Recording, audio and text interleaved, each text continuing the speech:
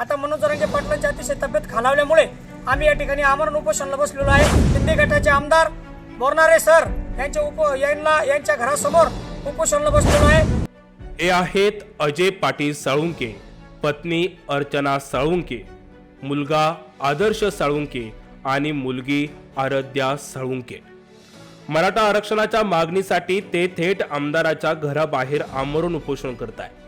इकडे आंतरवाली सराटीमध्ये आमरण उपोषणाला बसलेले मनोज जरांगे पाटील यांची तब्येत खालावली आहे, मात्र त्यांच्याकडे सरकार लक्ष देत नसल्यामुळं अजय पाटील साळुंके आणि त्यांचं कुटुंब आक्रमक झालेलं असून ते थेट वैजापूरचे आमदार रमेश बोरनारे यांच्या घराबाहेर आमरण उपोषण करत आहे।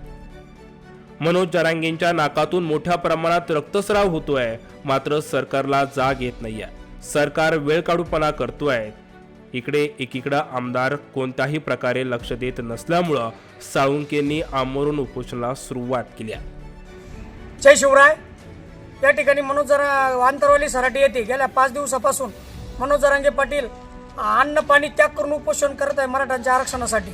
त्यांची तब्येत खूप खालावलेली आहे, त्यांच्या नाकातून ब्लड येत आहे आणि त्यामुळे या ठिकाणी मी अजय पाटील साळुंके, माझा मुलगा, माझी मुलगी, त्याच्यानंतर माझी पत्नी अर्चना साळुंके, आम्ही पहिले शिवर बंगले 12 दिवस अन्न त्याग करून शेतकरी प्रश्न व मराठा आरक्षणासाठी उपोषणाला बसलो होतो। आता मनोज जरांगे पाटलांची अतिशय तब्येत खालावल्यामुळे आम्ही या ठिकाणी आमरण उपोषणाला बसलेलो आहे।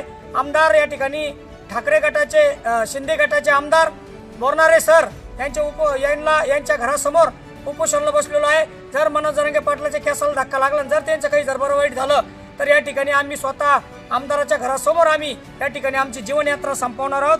आमच्या जीवाचं काही बरं वाईट झाल्यास सर्वस्वी जबाबदार सरकारच असेल, असा कडक इशारा देखील साळुंके कुटुंबांनी दिलाय।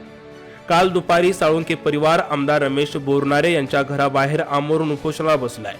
आमदार बोरनारेंच्या दबावामुळे आम्हाला इथं पोलिसांनी मंडप देखील टाकून दिलेला नाहीये, त्यामुळे आम्हाला रात्रभर उघड्यावर झोपावं लागलंय आणि आज सकाळी देखील उन्हात बसून आमरण उपोषण करावं लागतंय, अशी खंत साळुंके कुटुंबांनी व्यक्त केली आहे। ठिकाणी काल असा प्रकार घडला की आमदार इथं आल्याच्या नंतर त्यांनी पोलीस बंदोबस्त वाढवला आणि त्यांनी आम्हाला पोलीस बळाचा वापर करून या ठिकाणी तुम्ही इथून उठा असं पोलिसांनी अनेक वारंवार आम्हाला या ठिकाणी उठवायचा प्रयत्न केला, परंतु आम्ही आमच्या विचारावर ठाम आहे।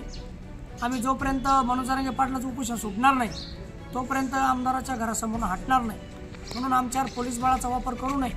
आणि महत्त्वाचं म्हणजे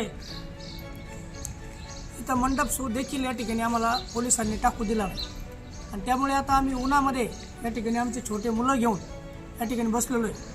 सोबतच आमदार रमेश बोरनारेंच्या दबावामुळे पोलीस आम्हाला इथून काढून देण्याचा प्रयत्न करतायत, असा गंभीर आरोप देखील साळुंकेंनी केलेला। या अगोदर देखील अजय पाटील साळुंके आणि त्यांच्या पत्नी अर्चना साळुंके यांनी वैजापूर तालुक्यातील शूर बंगला येथे आमरण उपोषण केलेलं होतं।